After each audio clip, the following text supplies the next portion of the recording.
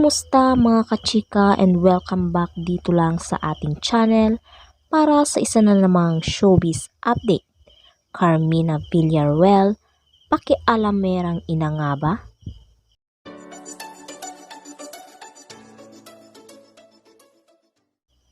Inaabangan pa rin ng mga fans ni Mavi Legaspi at Kylene Alcantara ang magiging pahayag nila tungkol sa kanilang paghihiwalay. Hanggang ngayon kasi ay tikom pa rin ang bibig ng dating magkasintahan at magka-love team kung ano nga ba talaga ang naging dahilan ng kanilang controversial breakup.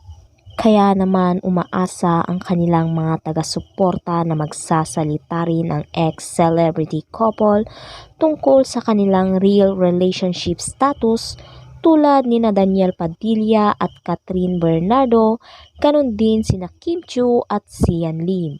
Sa isang Instagram post, nagbahagi si Mavi Legaspi ng kanyang photo na may caption na Chapter 23, I have laughed, I have cried, I have stumbled, and I have soared.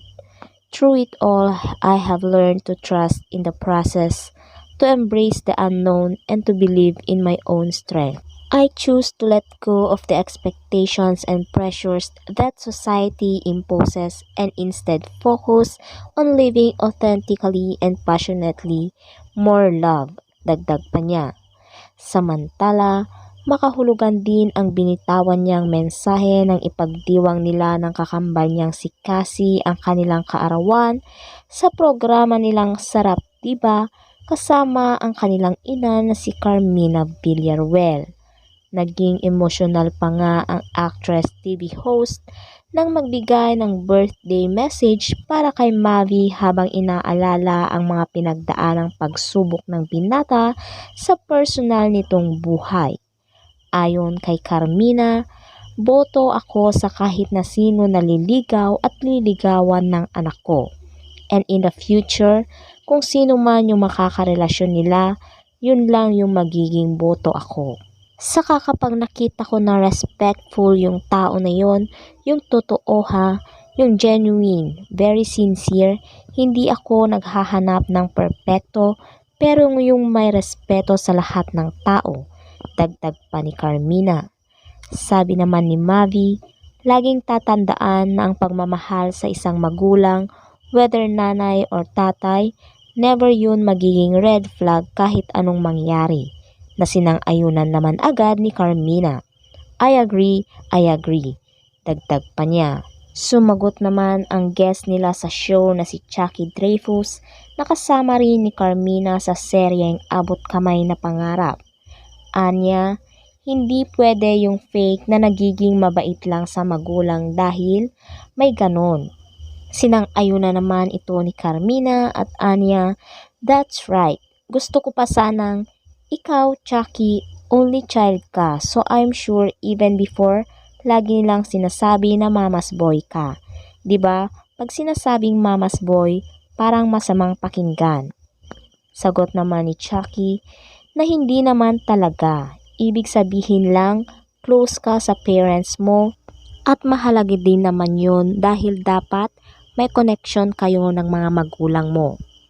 Pagpapatuloy pa ni Carmina, tama, siguro nagkakaroon lamang ng hindi magandang dating.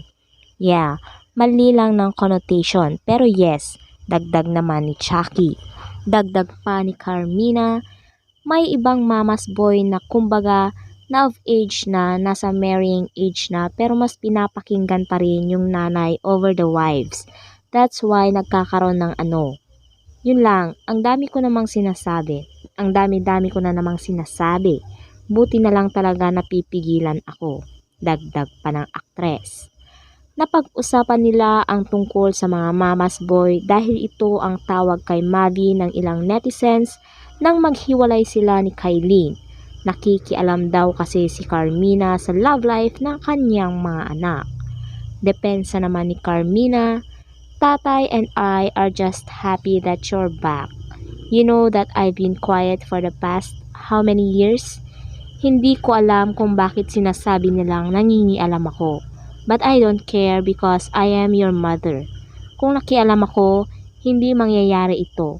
So it only means na hindi ako nakialam. So that's why I'm so thankful because that you're back. Yun lang yun. Baka kasi malagyan na naman ng ibang meaning. And I want you to know that two of you that I would do everything and anything para sa inyong dalawa. Hindi ko lang kayang pumatay, but I would really defend you sa abot ng makakaya ko. Ang lumuluhang pahayag ni Carmina Villaruel. At ito ang latest update dito lang sa ating channel, ang Showbiz Chika Minute.